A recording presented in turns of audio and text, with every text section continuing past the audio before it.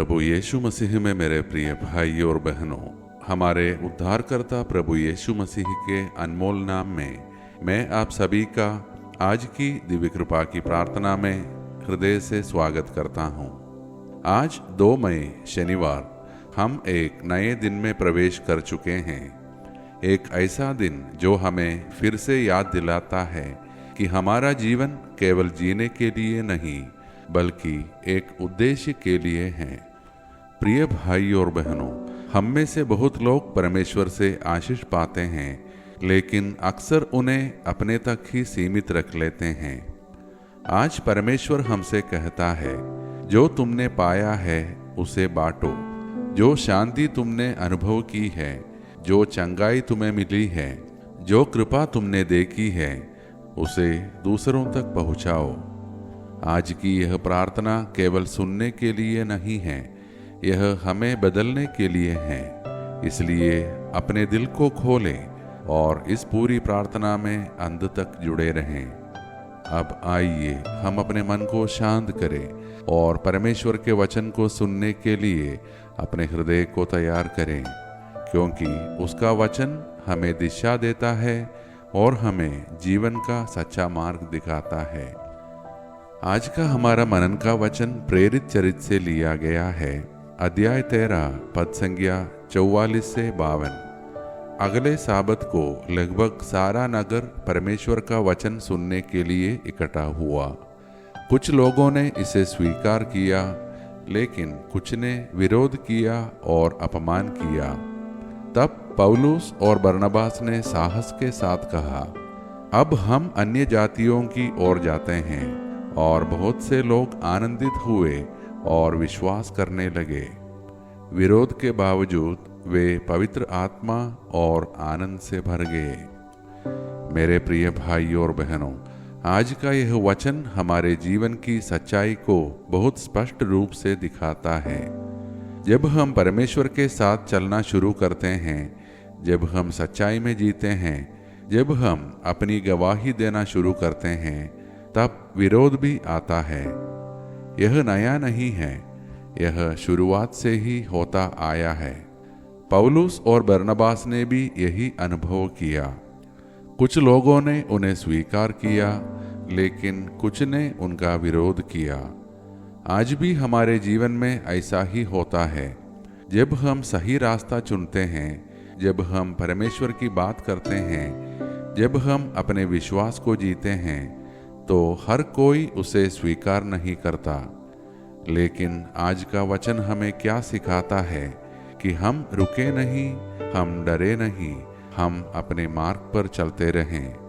प्रिय भाई और बहनों, आज का सबसे सुंदर बात यह है, विरोध के बावजूद वे आनंद से भरे हुए थे। ये कैसा आनंद है?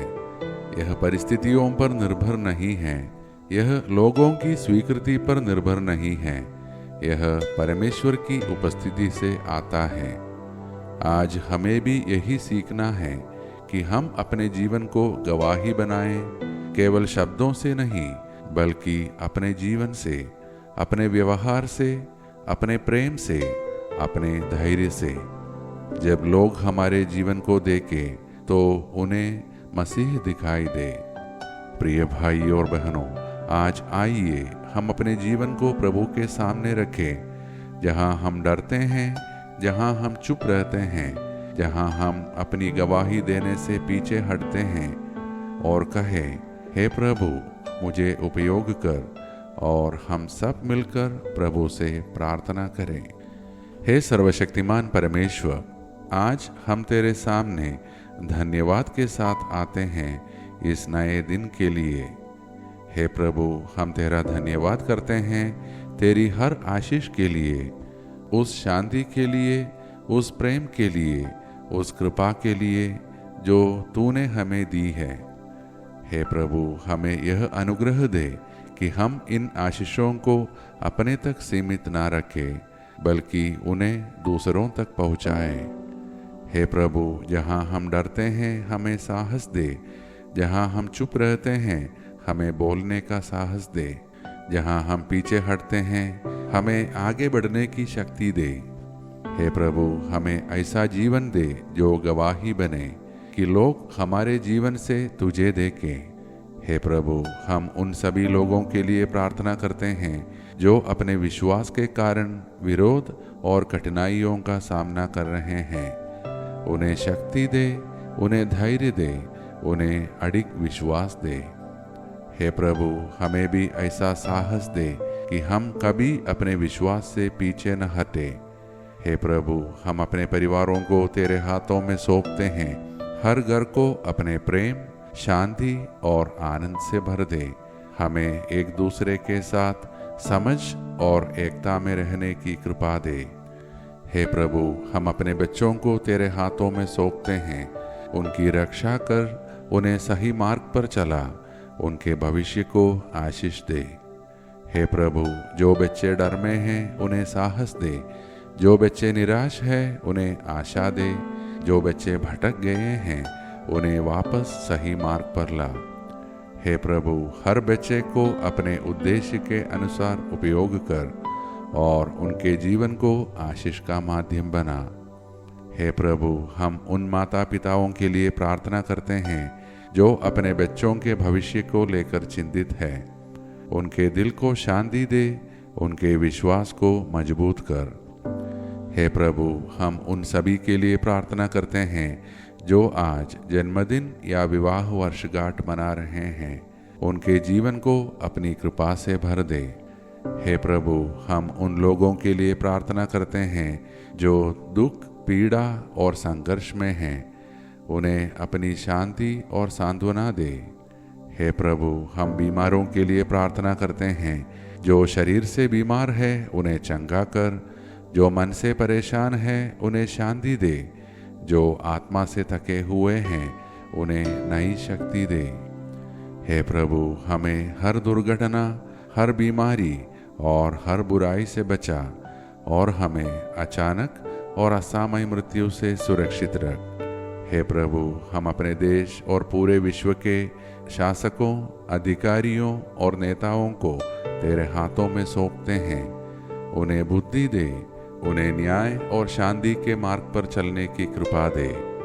जहाँ घृणा है वहाँ प्रेम ला, जहाँ विभाजन है वहाँ एकता ला, और सबसे बढ़कर हमें ऐसा हृदय दे जो साहस से भरा हो। हमें ऐसा जीवन दे जो गवाही बने। हमें ऐसा विश्वास दे जो कभी न डगमगाए।